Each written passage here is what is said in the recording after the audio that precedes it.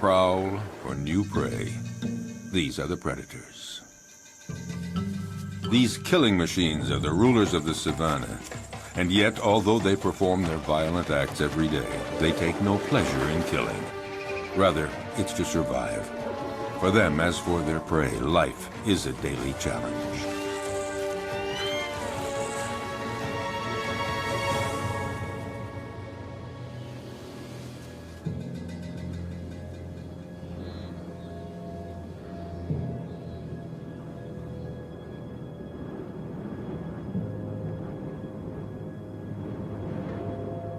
In the African savanna, right at the top of the food chain, are many species of big predators. Among them, the crocodile.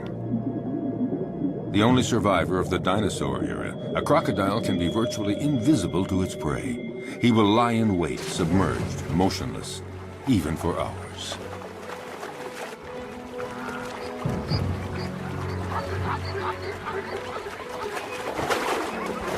Fearsome, discreet, wily, he is perfectly adapted to life in the water and has the sinister reputation as the most dangerous killer in Africa.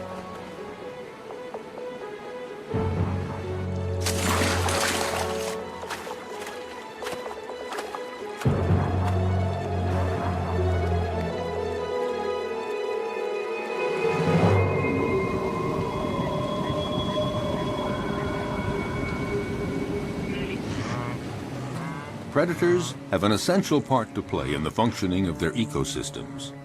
By congregating at places where their prey can cause pollution, they limit proliferation, sparing other species that are few in number.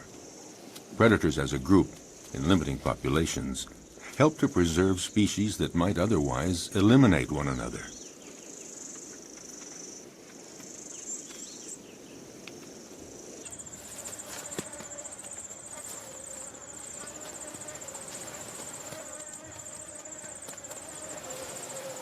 In the end, nature is well managed, because any given area always has just the number of predators it can handle, and no more.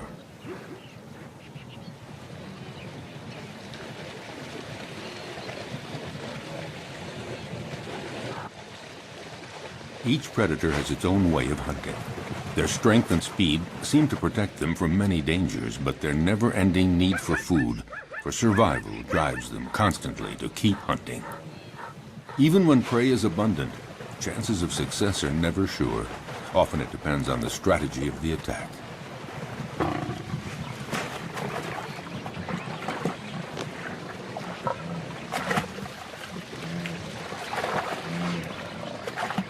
Seized at the throat, this gnu has no chance. The lioness's jaws have broken its spine.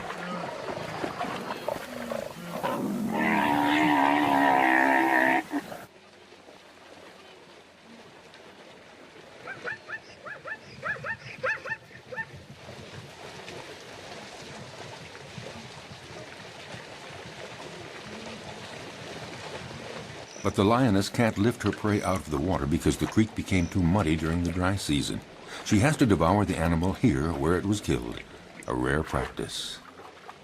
Usually several lionesses hunt together, but there are occasions of solo hunting, and then the lioness can rely only on herself to defend her kill.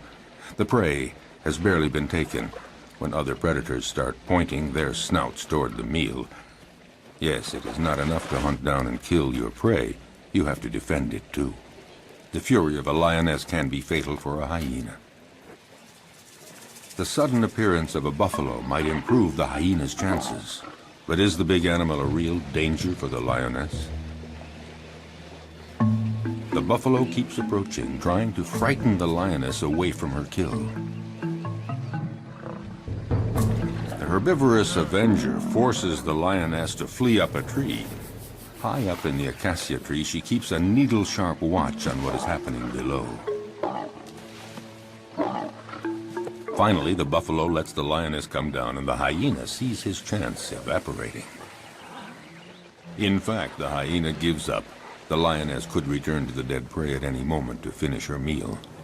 No, the hyena would rather try elsewhere, where a family of cheetahs is hunting in the area. At one point, the contest threatens to become fierce unless the hyena is content to be a little patient.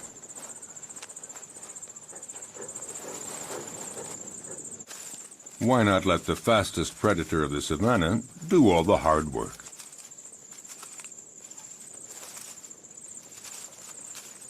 The female cheetah hunts alone because she can't count on her progeny.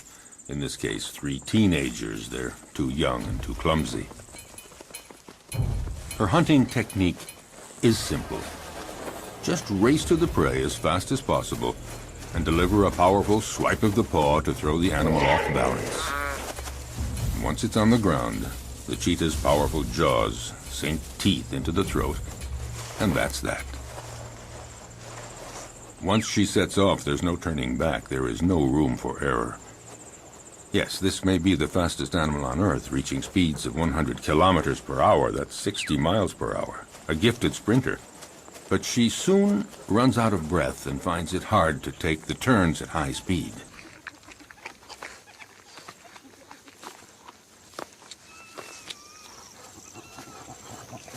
She expends so much energy all at once that she needs a breathing space to recover. And these are precious minutes. Because the hyena is on the prowl, and he knows that this is the instant to try something if he's going to steal any of the meat. The young cheetahs waste no time in munching off the first bits. The cheetah senses danger. But what can she do? These kids are too clumsy to make any sort of organized resistance.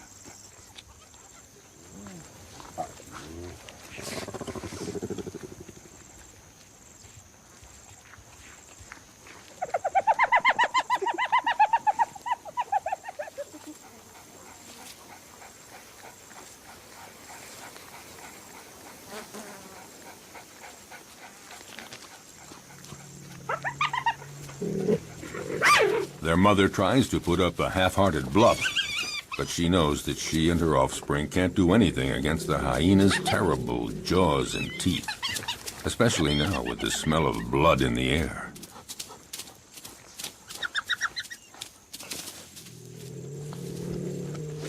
She doesn't even try to fight.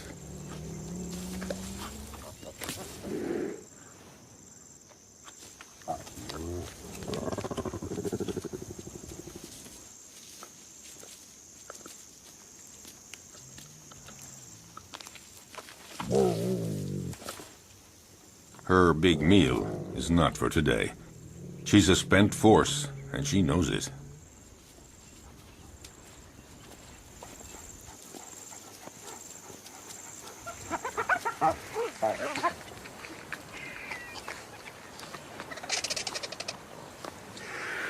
The scent of blood draws many scavengers. They're not considered true predators because they eat animals that have already been killed by others. A real predator hunts down and kills live, fleeing animals.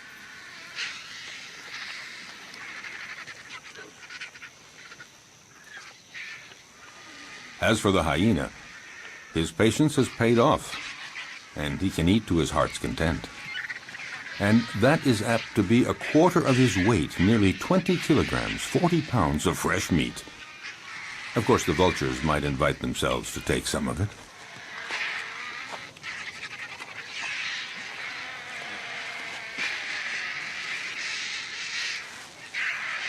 A jackal is prowling around, but he's no match for the hyena.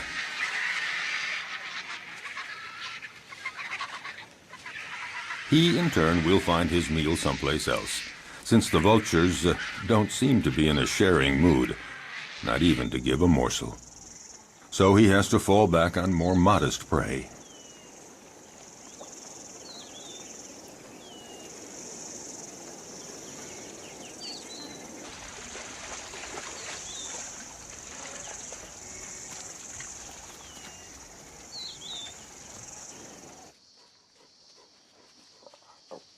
Lichens, or wild dogs, are also considered prodigious predators in the savanna, the equals of cheetahs and even lions.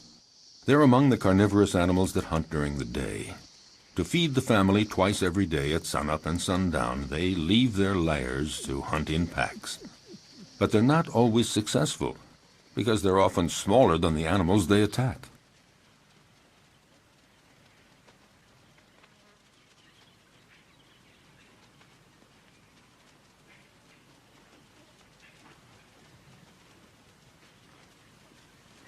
These creatures are classified between the dog and the hyena, and they're sometimes called hyena dogs. They drink very little, and their prey can be antelope, zebras, gazelles, and gnus. They're about the size of a big dog, but they're considered, perhaps, the most effective killing machine in the animal kingdom. They hunt in packs, like wolves.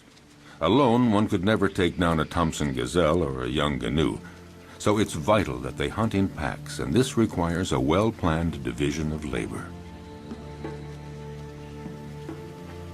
First stage, sneak up on a herd to spot one that is young or weak.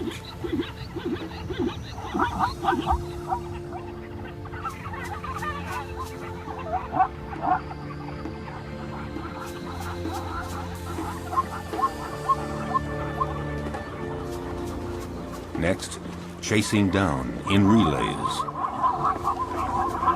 They charge the herd to scatter it and isolate the victim. And when that one starts to flee, the wild dog at the head of the pack takes after it at speeds of 50 kilometers an hour, 30 miles per hour. Their strength is in their numbers. The chief directs the whole procedure, but actually getting the prey is seldom as easy as it first appears. They succeed in 2 out of 3 hunts. Zebras know how to defend themselves. Their hooves are hard horn, and they can use them effectively as powerful weapons against attacking predators.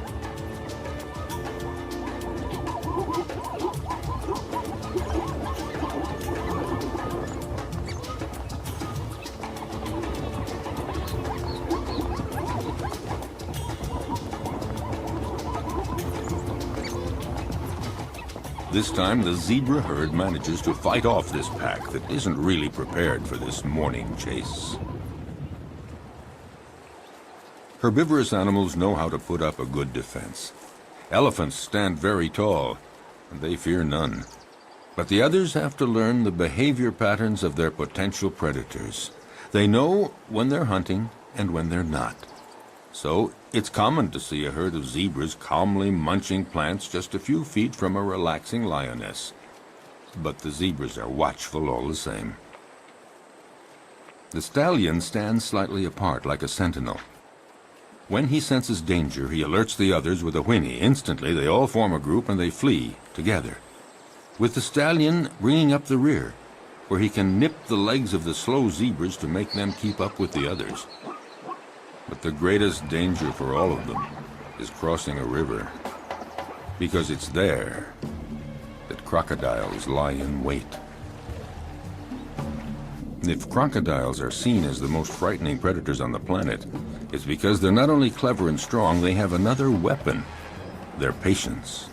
They can go for months without eating, but after a fast like that, any prey passing within range of their massive jaws would have to be very lucky to escape. Armed with about 70 teeth, a thick body armor of scales, and powerful appendages that they can use to leap their full body length, their attacks are furious and frightening.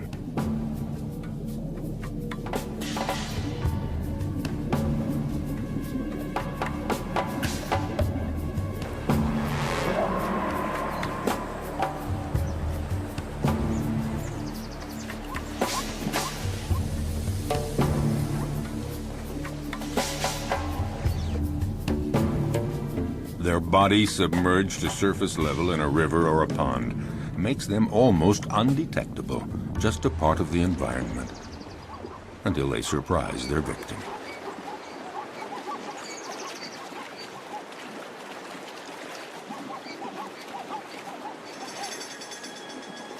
Buffalo, zebras, antelope, these are perfect prey. And slippery shoreline mud or steep riverbanks often make it hard for the prey to get away.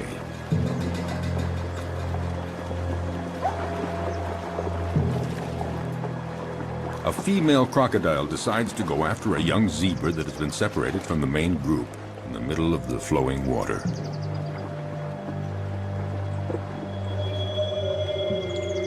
It's not a fair fight.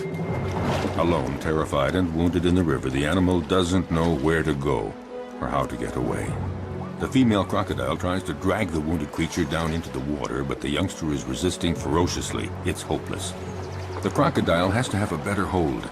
The prey might get away, Whatever it takes, she has to get a firmer grip with her jaws, and in those few seconds, the zebra could get away.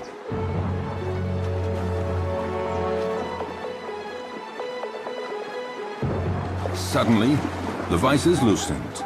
Instantly, the zebra takes advantage and breaks away, desperately climbing up the riverbank.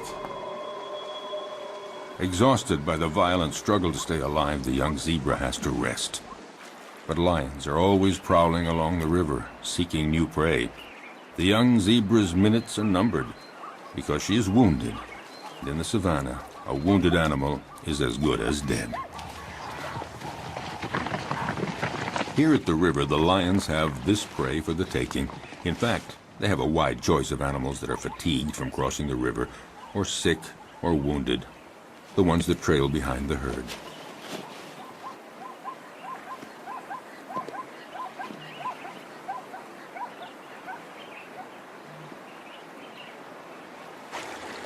As for the crocodiles, they gather around the only crossing point for the animals.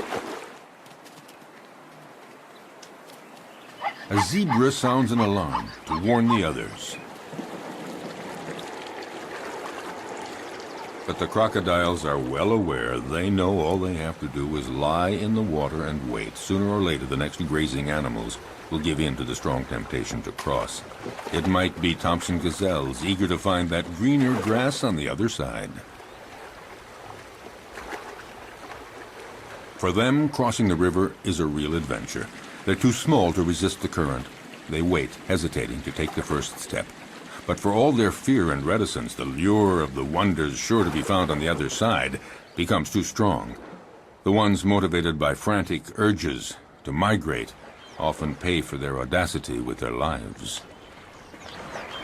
Sharing meals is a well-established tradition among crocodiles. A female comes to the party, but the prey isn't big enough for two. You don't share a gazelle. Resigned to this, the guest has only to reach the riverbank and participate in a crocodile's favorite pastime, the siesta.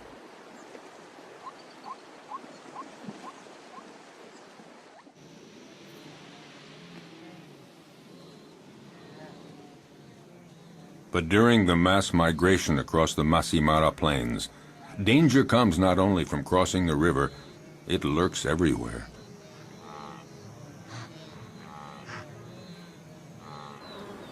A well-organized pack of wild dogs attacks a young canoe.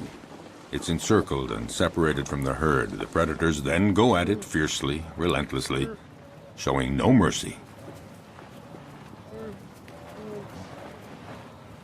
The canoe is exhausted. It's time for the kill. At one point, the animal nearly falls to the ground. One of the wild dogs seizes a hoof. And finally, the creature drops. Often, the attackers will hold the muffle of the prey tight until it stops all movement.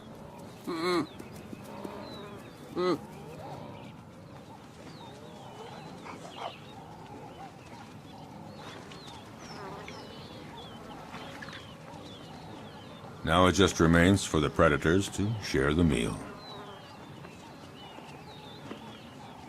Back at the lair, a part of the meal will be regurgitated by the mothers to feed their young.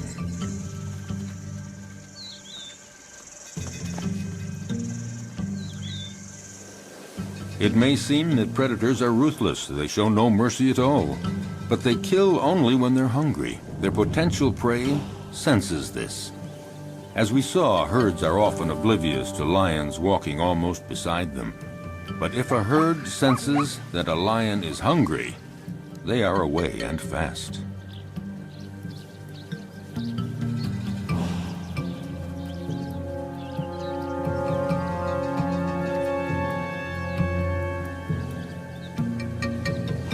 Yes, usually lions hunt in groups, or rather the lionesses hunt in groups. Males take no part in the hunting. They are content to feast on what the females bring in. What lions like most are canoes and zebras, the slower animals that are easier to run down, not the gazelles and antelope. Actually, hunting any animal is always difficult.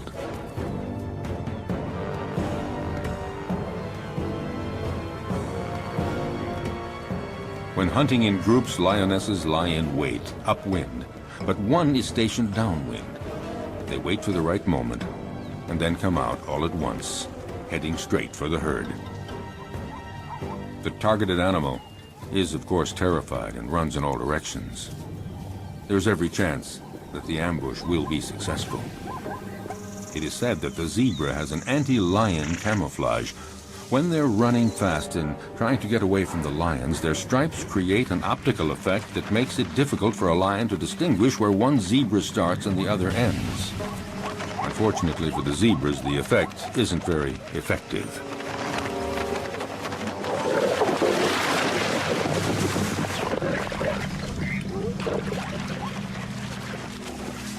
A lioness kills by strangulation, and it's a slow death. The victim tries to get breath. It might take 10 minutes before the animal dies. The success score for females that hunt alone is fairly low. It's about 17%, one kill in every 5 attempts. This makes the survival of the lion cubs fairly uncertain. It's not surprising that they prefer hunting in groups. Today, the lionesses and the cubs are eating as fast as they can before a male comes along to take his share. When a male is present, he is always served first. But this time, Mom and the kids will have full stomachs. All the same, the odor of the carcass draws famished hyenas.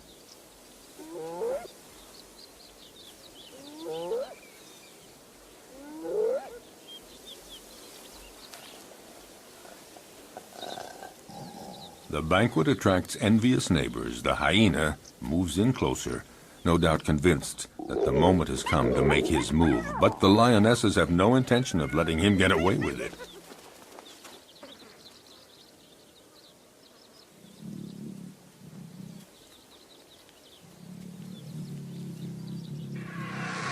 He's going to have to wait until the lion family has had its fill, and then he will move in to find they have left him a few bare bones.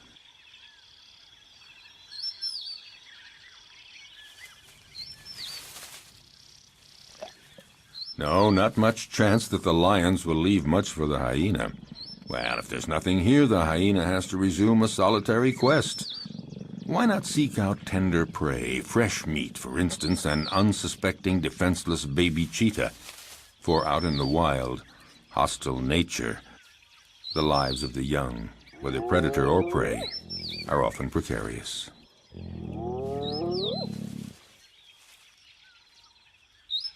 However, the hyena just might have a difficult and dangerous fight with the mother.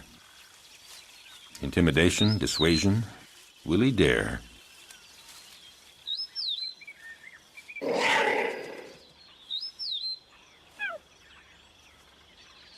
No, the risk looks too great. The hyena goes on his way and keeps on the prowl for other prey.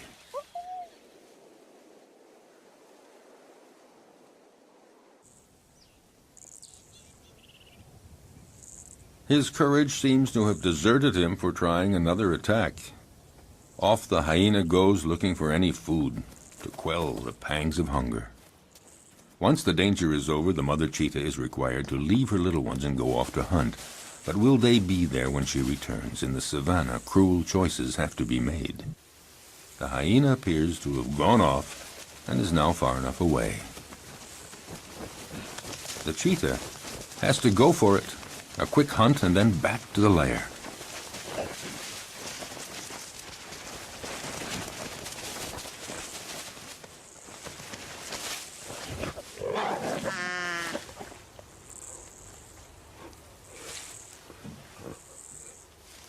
The hyena is watching all this.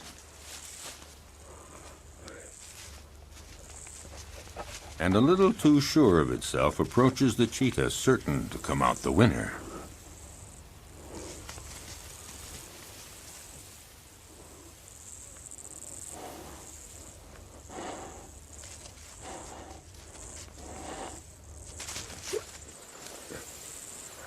But just then, a new character walks on stage, one that was not expected, a lioness. This one is really sure of herself and determined to turn the situation to her advantage. Nobody dares attack her. The hyena and the cheetah are left on their own.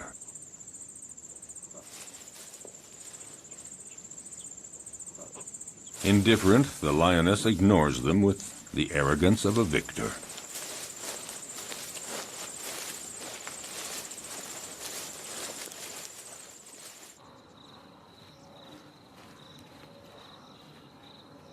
Vexed, the hyena, again, goes off to a safe distance. Out of breath, the cheetah isn't too sure that she'll have a meal today. She'd better just go back to her little ones, or maybe make one last attempt under the watchful gaze of the hyena, who more than ever is looking for his slightest chance. By now, other hyenas are present, curious to see how well the cheetah will do. With energy born of hopelessness, the cheetah begins a frantic chase in pursuit of a canoe, but she lacks conviction and is too soon out of breath.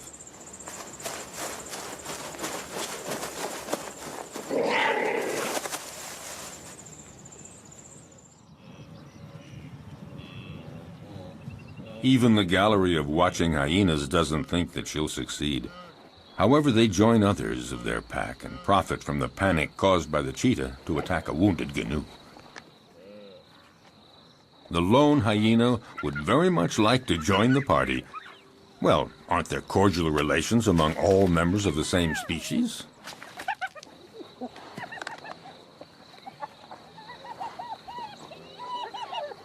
No cordial relations at all. A very strict social order determines relationships among individuals in groups of hyenas. The loner is not part of this group, so the dominant female directing the group chases him away in no uncertain terms.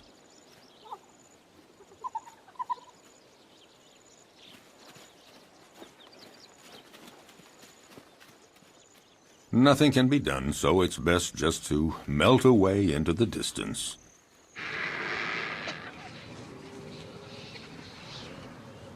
The dry season is drawing to a close, and carnivorous animals are finding less and less game, and they're growing weaker. The hyena has been walking for a week, looking for food, doing anything to blot out the terrible pangs of hunger. He has just about enough strength to stand up and return to his lair.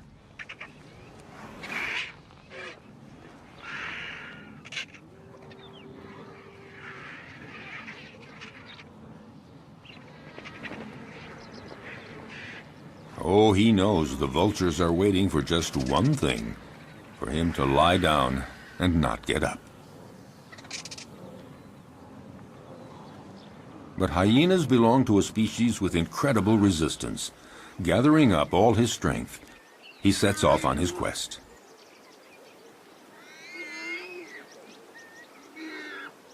He isn't lucky and doesn't have the strength of a lion, but all the same, his plight isn't so bad compared to that of the warthog that the lioness has no hesitation in devouring while still alive.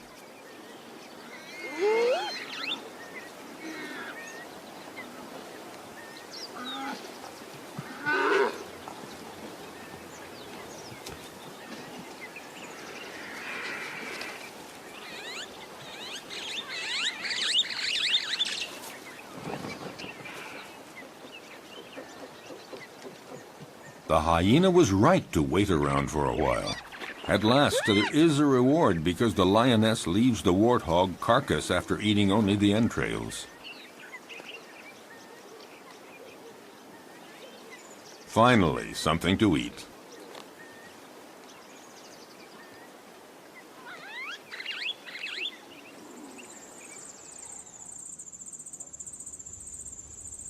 Even among lions, survival isn't always so easy, at least not for the cubs.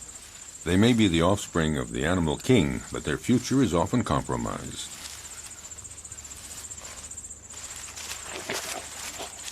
Power and strength characterize the lion, but the cubs are vulnerable, and danger lurks everywhere, even within their own group. Actually, among the lions, everybody seems to be getting along with a certain intelligence. The females within a family are taking good care of the little ones.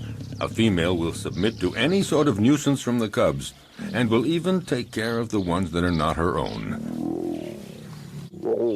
So the females remain calm, but it's quite different with the males. They guarantee reproduction, and they protect the females and the cubs, but they can turn dangerous for the cubs. Unmindful of his tremendous strength, a male who's annoyed by a cub teasing him just might kill the youngster with a swipe of his paw. Lions like to live in a stable family group, and yet the young ones, especially the newborn, are always vulnerable. Prudently, a female about to give birth distances herself from the group and finds a lair where she can have her cubs. She wants to find a natural hiding place where hyenas and jackals and cheetahs can't get at the little ones, and to keep them safe from the male lions that might come to take them. A female may have as many as 6 cubs at a time, but only 1 in 5 will survive to adulthood. Cubs are most fragile during the first 20 months. Then they are young adults. The mother lioness has to leave her cubs in the hiding place and go out to forage for food, but she never knows whether when she returns she's going to find them dead or alive. Will they escape the prowling predators? The lioness is now isolated from her group, and she has to hunt alone. Her predatory hunting instincts have to overcome her maternal feelings.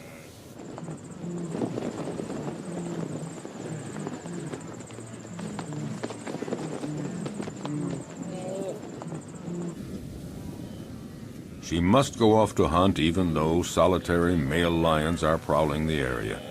They pose an enormous danger for the newborn cubs. If a male lion discovers them, he will probably kill them at once.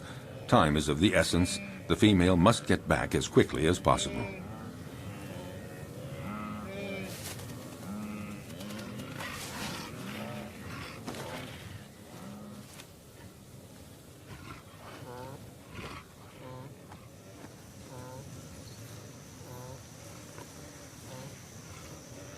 A lion, alerted by the noises, emerges from a thicket.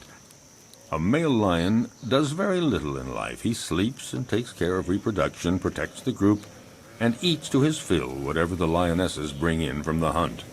And usually he's first in line.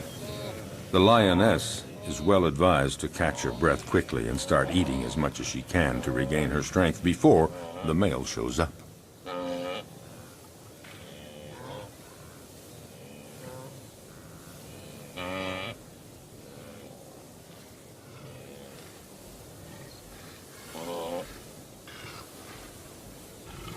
"5 kilograms, 10 pounds of meat every day. That's what every male or female lion requires for survival. But one might eat up to 35 kilograms, 70 pounds, at a single meal.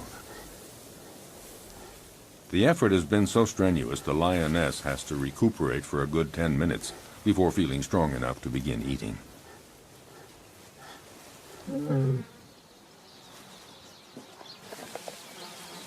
Drawn to the food, the male approaches the female. She submits because she knows the social order within lion groups. Males take first. Hence the lion's share, and here it literally means that he takes all the best pieces for himself, and he takes them before anyone else in the group. A male lion can be the most powerful predator of the savannah if he chooses. He's fearless. No animal would ever approach his killed prey.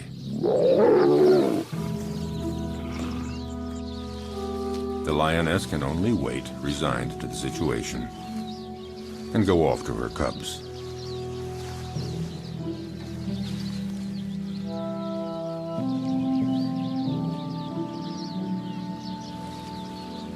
Returning from the hunt, the young mother lioness has to make her presence known. A cruel surprise awaits her. Her little ones had a surprise visit from a solitary male lion that happened upon them. Only one cub remains, but it's dead.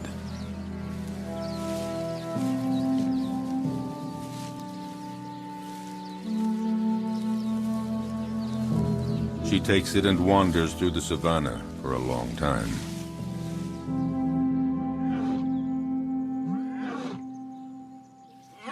Before she can bring herself to give up the cub's body to the vultures.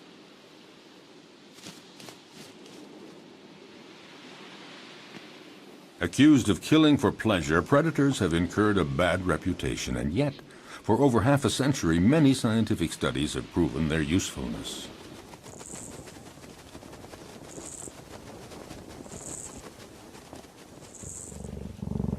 A number of predators are key species that enrich their region and determine the structure of animal communities. They maintain a good balance between various species.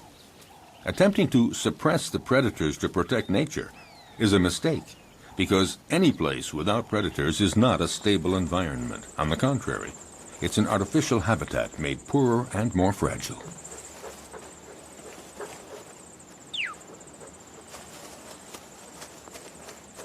Following an implacable and ferocious law, by attacking the most vulnerable individuals, predators remove weak and sick animals from nature to the benefit of the stronger animals.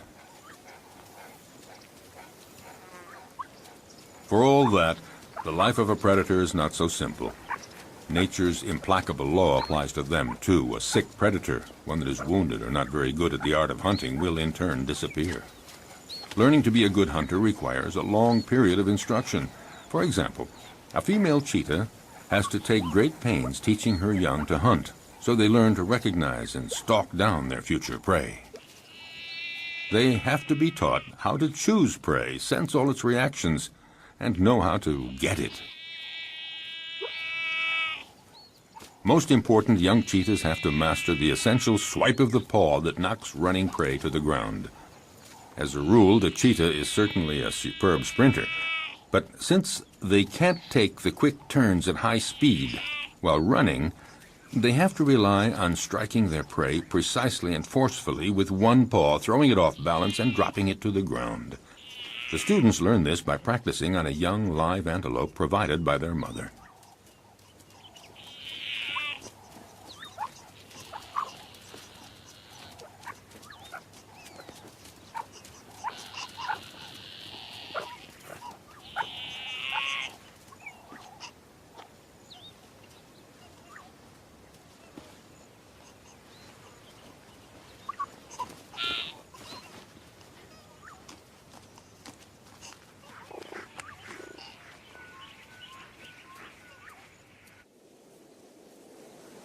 In the broadest sense, being a predator is feeding on other living creatures. Under that definition, practically all animals are predators. It's just a matter of scale.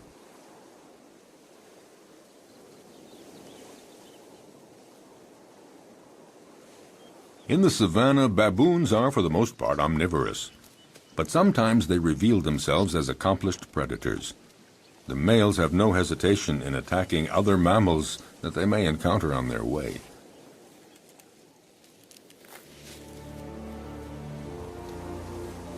They can be terrifying opponents. Their bite is awesome.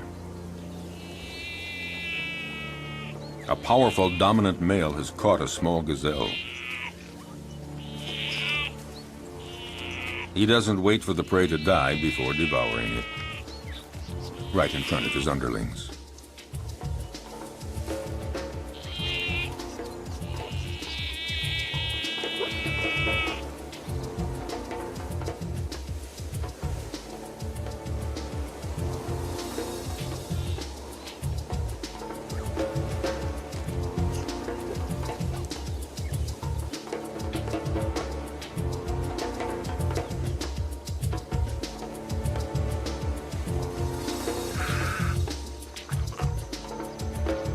This male may leave a few scraps for others, but only after he's had his fill.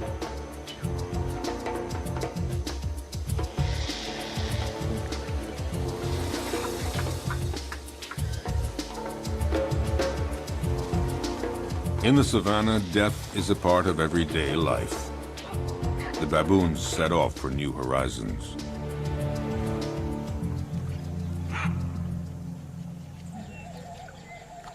But predators are not limited to attacking weak herbivores. They devour other predators, and at every opportunity. Some animals are completely oblivious to the danger present along the riverbanks. Like young baboons, apparently, the smaller the predator, the more invulnerable they feel. Foolhardy or oblivious, The baboons have apparently decided to tempt the devil, and this particular devil is a crocodile. For the young ones, the game is approaching the riverbank as close as possible, but for the older ones, the most exciting provocation is in actually drinking from the river very close to a crocodile who's pretending to be asleep. It would seem that the one taking the greatest risk is matching himself against the most dangerous predator of the river. A youngster takes one chance too many, and things get dramatic.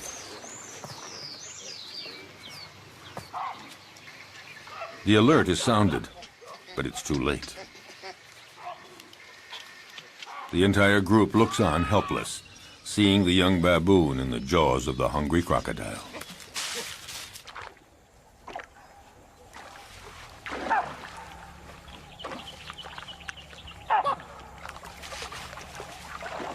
Whoa.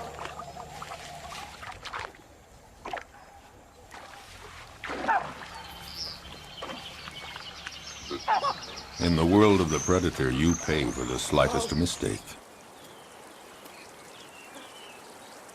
But along the river banks, the crocodiles don't always have it their way. Facing a hippopotamus, the law of the stronger and the bigger holds, and the hippos move right in to use their heavyweight position to provoke the crocodiles.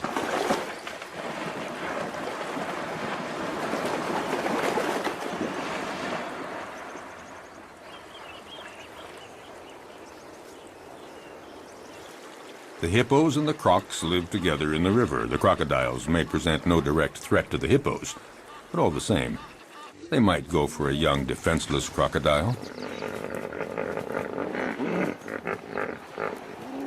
Defending territory, provoking, hippos are quick to show disdain for the crocodiles as soon as they're big enough to intimidate them, and in response, the crocodiles feign indifference. Even the youngest get in the game. On dry land, the adult crocodiles do their best to frighten the hippos.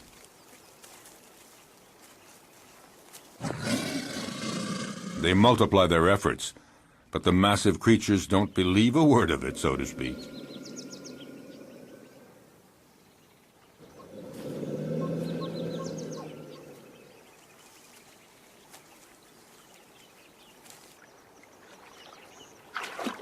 If duels between adults held on land seem not really dangerous for the combatants, it's not the same in the river, when the crocodiles are again in their preferred hunting ground.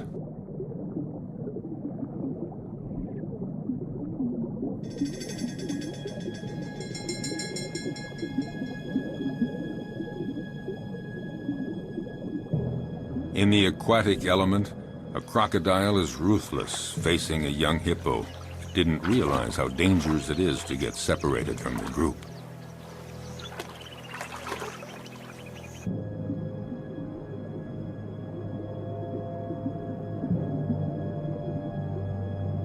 Cunningly, the crocodile approaches slowly.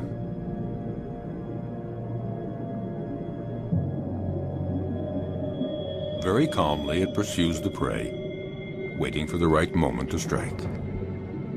Feeling safe, not sensing exposure to any danger, the hippo swims down in the water. And the crocodile glides effortlessly.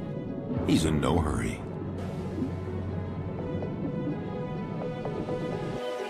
In this unequal pursuit, the two animals rise to the surface.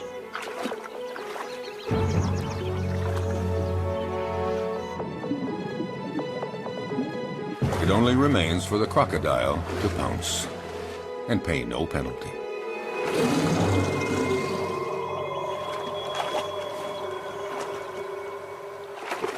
The only place to satisfy a thirst is in the river, and that's where every danger lurks. But nature isn't fair. Some risk everything, others face virtually no danger. Take the giraffe, gaining considerable protection from its great height. Still, it's in mortal danger drinking at the river, because it has to spread its legs, and in this uncomfortable position, the giraffe is highly vulnerable.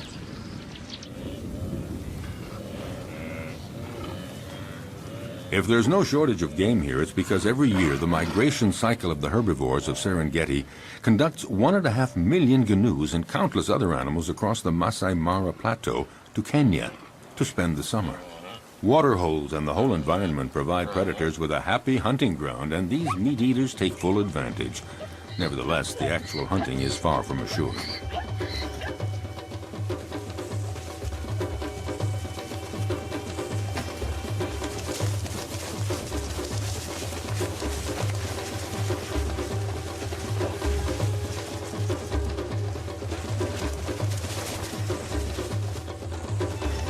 As always, some succeed and others fail, but it's not because there's no game.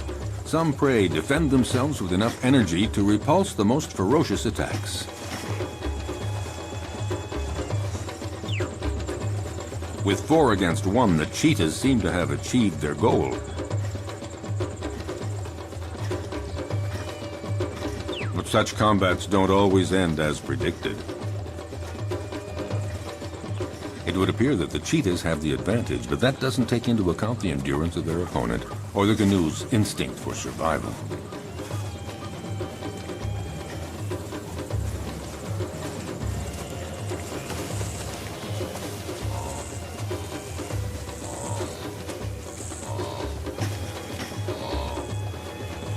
Despite the ferocious attack he has endured, will the canoe's stubborn refusal to give in result in his eluding his attackers?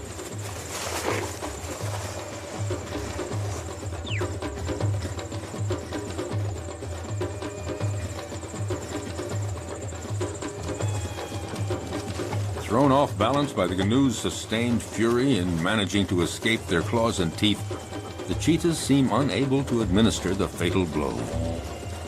Suddenly, in an astounding burst of energy, against all odds, the canoe does manage to escape from all those predators. Totally exhausted by all this, the cheetahs give up.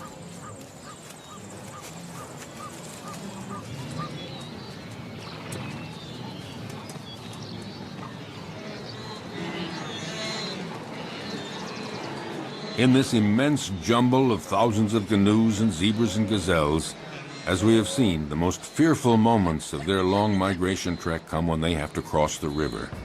But paradoxically, if it's their great number that attracts predators, it's also their massive numbers that provide their best defense against the feared crocodiles.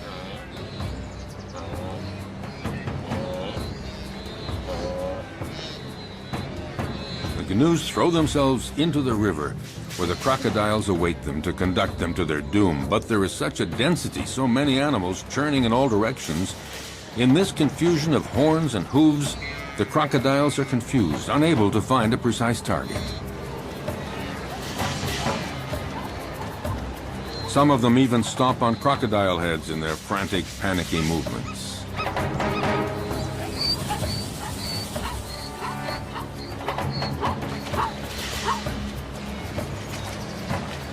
This superabundant flow of animals disorients the predators, but any animals that stray from the central melee, any out on their own, are instantly victims of ferocious crocodile attacks.